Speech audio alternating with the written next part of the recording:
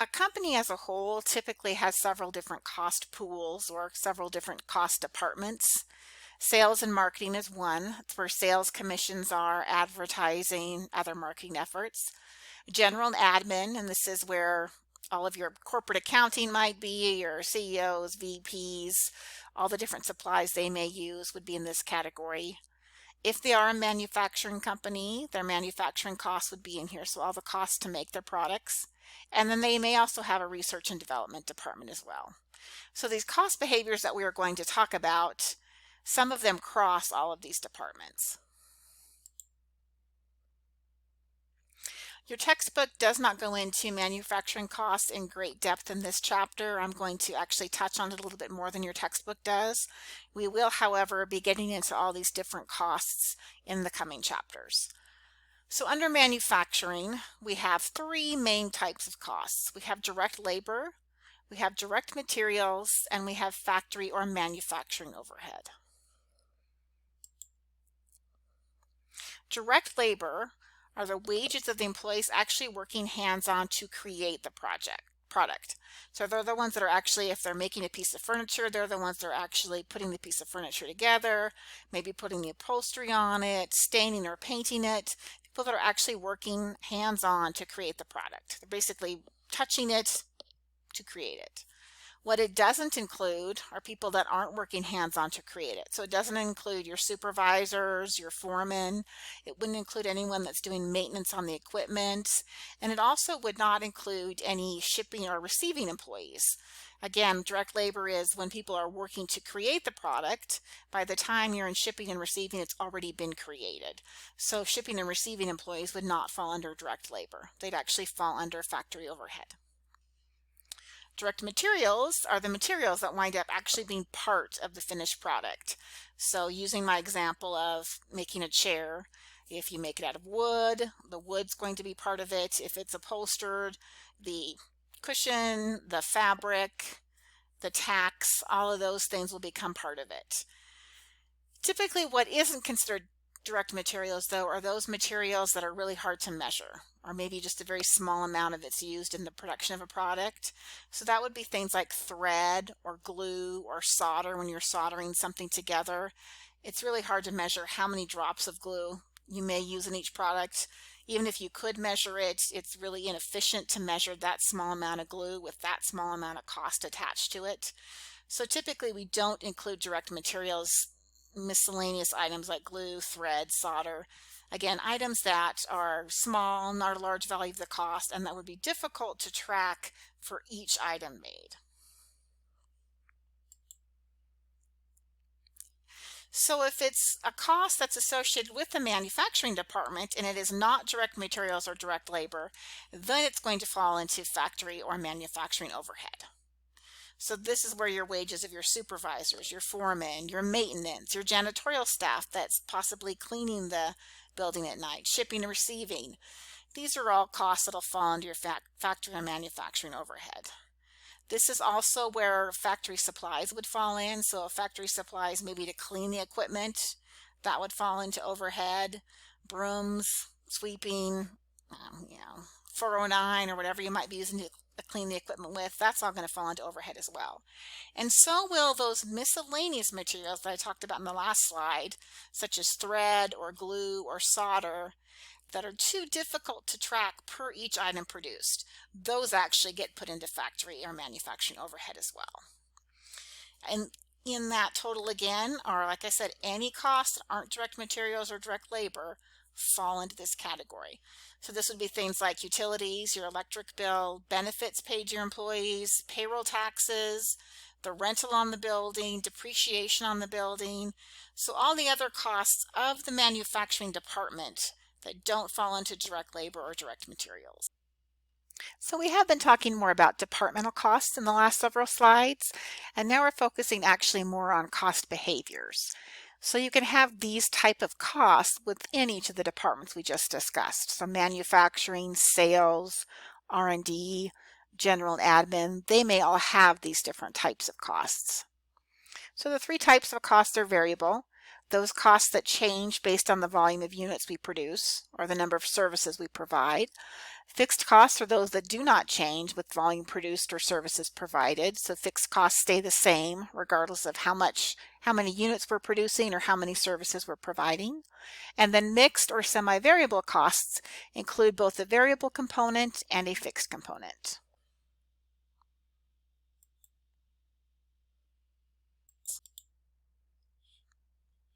So the type of costs that are variable costs are direct materials. As you can imagine, materials that go directly into the product vary with the amount of product that's produced, right? You don't need as much wood if you're not producing very many chairs.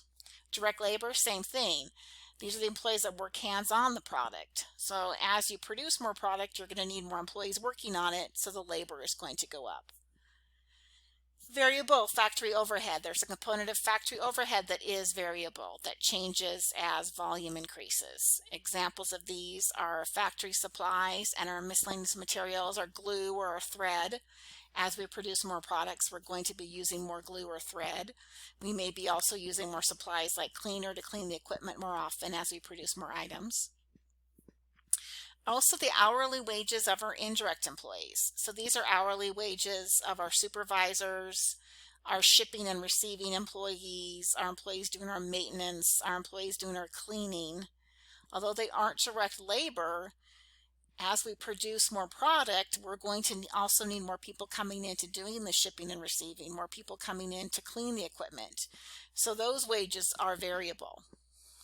Overtime premium. That's also going to be a variable overhead. And an example outside of manufacturing, because remember that variable costs don't just fall in manufacturing, they can fall in sales, they can fall in marketing, they can fall in general administrative. An example of a variable cost in the sales department would be sales commissions. So commissions are paid based on number of units sold, so as we sell more units, our sales commission will increase.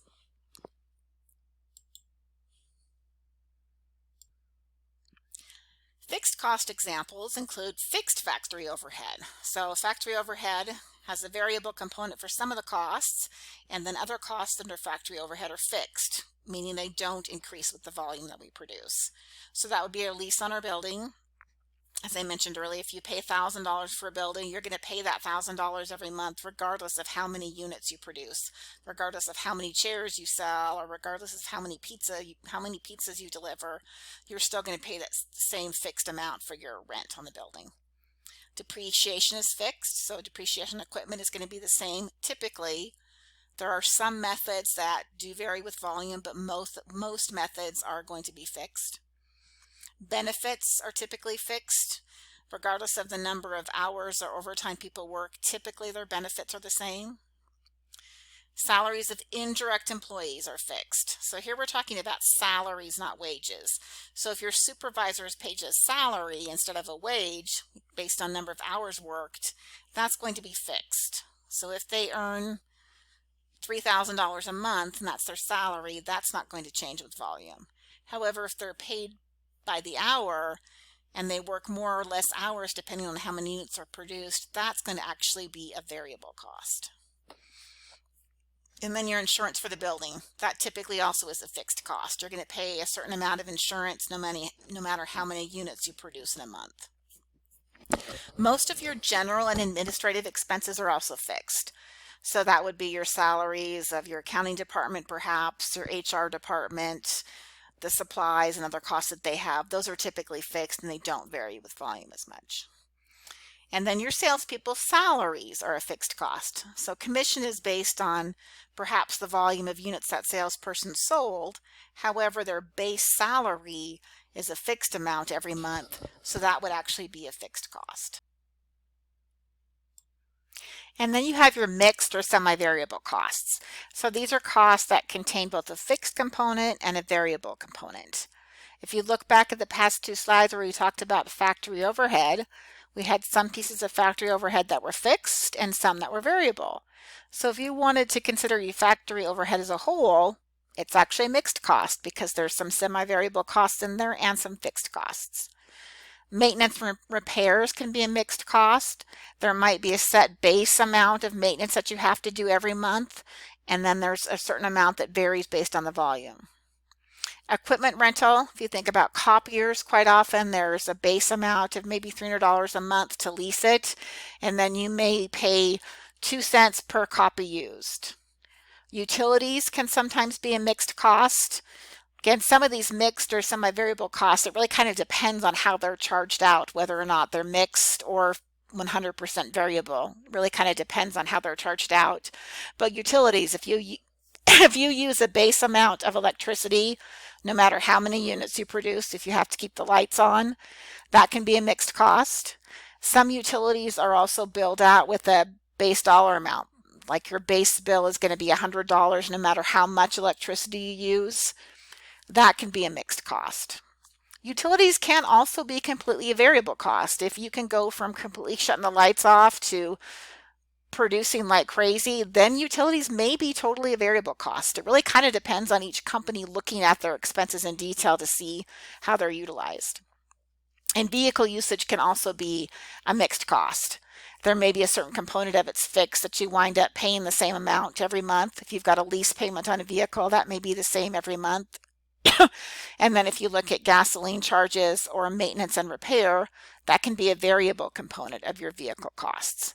So mixed and fixed and semi-variable, all those different costs, you really want to look at the cost in detail to figure out, hey, is this all fixed? Is this all variable, or is this mixed? So again, it really depends on the type of cost and how the company pays it.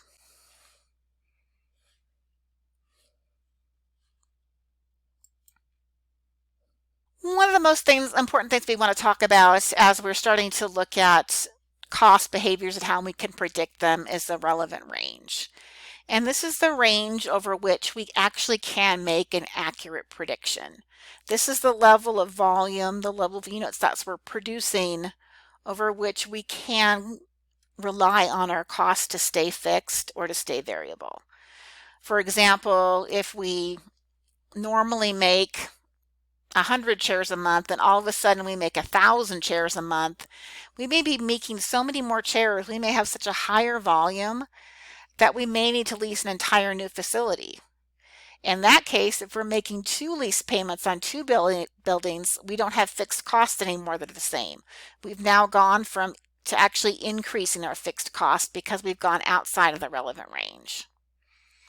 Using the same example, if we were making 1,000 chairs a month and all of a sudden it looks like we're only going to be making 200 chairs a month, that could mean that we're closing a building. So now again, our fixed costs aren't the same because we've actually had to close the facility because our volume was so low.